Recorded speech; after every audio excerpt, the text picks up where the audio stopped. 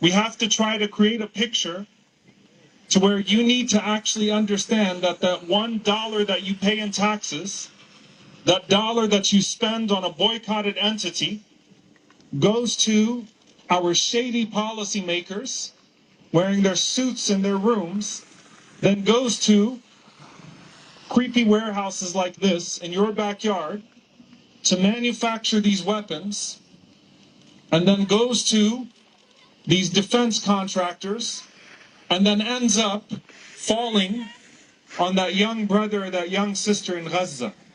You see the image and you're horrified when you see a young child in pieces, but have you made the connection between that dollar that you spent and that death and destruction in front of you? I want you to realize that America's foreign policy of death and destruction depends upon keeping the American public constantly ignorant, in the dark, apathetic, and even worse, brainwashed.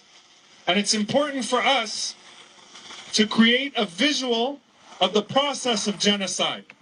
It's one thing to be disgusted by the outcome. It's another thing to know the process and then to be disgusted by the process and then to try to interrupt the process. And that's exactly what we're trying to do here. And it might seem like our efforts are in vain.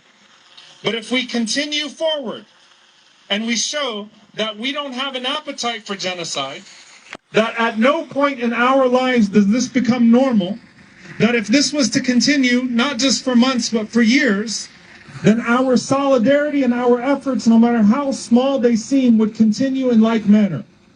And that's the commitment that each and every single one of us has to make as organizations, as individuals, that as long as this continues, we cannot proceed as usual. There is no such thing as business as usual when there's a genocide that is playing out on your screen with your money by your politicians.